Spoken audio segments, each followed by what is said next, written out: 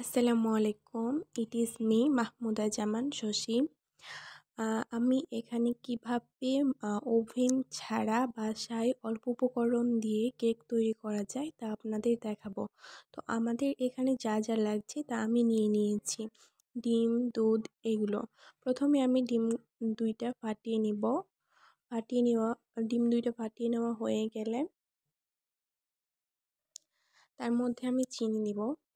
তো চিনি দেওয়ার পর আমরা ভালোভাবে এটাকে মেশাবো। জাস্ট অনেকক্ষণ ধরে এটাকে মেশাতে হবে। এটা ভালোভাবে মেশানো হয়ে গেলে আমরা একটু লবণ দিব, অল্প পরিমাণ মতো লবণ দিব। লবণ দিয়ে আবারও মেশাবো। জাস্ট এটা মেশানোর উপর নির্ভর করবে কেকটা কতটা ফ্লাফি হবে। তারপর দুধ দিয়ে দিব। দুধ দিয়ে আমরা তারপর আস্তে করে নাড়া দিব। তারপর ভালোভাবে নাড়া দিয়ে আমরা তাতে দিব লেবু। লেবুটা দিয়ে দেওয়া হয়ে গেলে আমরা আবারও নেড়ে দিব। নেড়ে দেওয়া হয়ে গেলে তাতে অল্প পরিমাণ বেকিং পাউডার দিয়ে নেড়ে দিব ভালো করে। এটা নাড়ার উপরে নির্ভর করবে যে কেকটা কতটা ভালো হবে। নাড়ানো হয়ে গেলে আমরা তাতে দিয়ে দিব সয়াবিন তেল। তেলটা পরিমাণ মতো দেওয়া লাগবে। আটা কতটুকু দিব এটার উপরে নির্ভর করবে ডিম এবং আমি 1 কাপ আটা নিয়েছি। 1 কাপ আটার জন্য আমি 2টা ডিম দিয়েছি। 1 কাপ আটা ওই কাপে মাপ করে আমি দুধ দিয়েছি। দিয়ে দিব দুধগুলো ফাটানো হয়ে গেলে আমি দিয়ে দিব ময়দা। ময়দা দিয়ে আবারও ভালোভাবে এটাকে নাড়া দিতে হবে। এটাকে অনেক ভালোভাবে স্মুথলি দানা দিতে হবে যাতে ভিতরে কোনো দানা দানা ভাব না থাকে।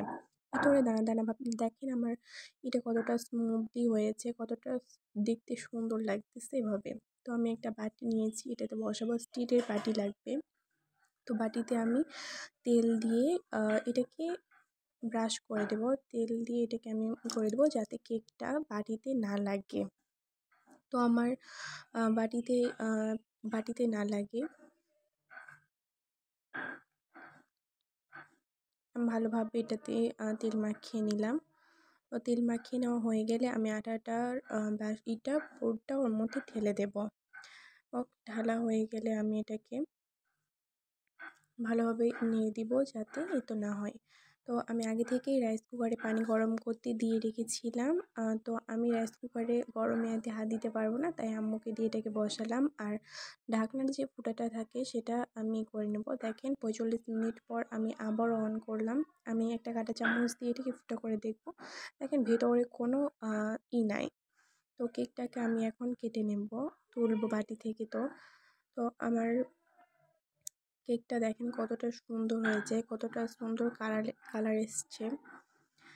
তো আপনারা চাইলে এভাবে সহজে বাড়িতে এটা তৈরি করে নিতে পারেন। আর আমার এই ছোট চ্যানেলটা প্লিজ সাবস্ক্রাইব করে দেবেন আর লাইক কমেন্ট শেয়ার করে দেবেন। তো আমি এখানে কেকটা কেটে নেব। দেখেন কেকটা কাটানো কতটা সুন্দর হয়েছে, ভিতরটা কতটা ফ্লাফি হয়েছে, কতটা ভালো লাগতেছে দেখতে। জাস্ট একদম দোকানের কেকের মতো হয়েছে। আপনারা ভ্যানিলা এসেন্স ছাড়াই বাসায় এভাবে খুব সহজেই কেকটা তৈরি করতে পারবেন। আর কেকটা তৈরি করে অবশ্যই জানাবেন কেমন হয়েছে কমেন্টে। তো দেখেন কেকটা অনেকটা খেতে ভালো হয়েছে অনেকটা। তো আপনারা পরিমাণ মতো চাইলে এটা বাসায় করতে পারেন। ধন্যবাদ।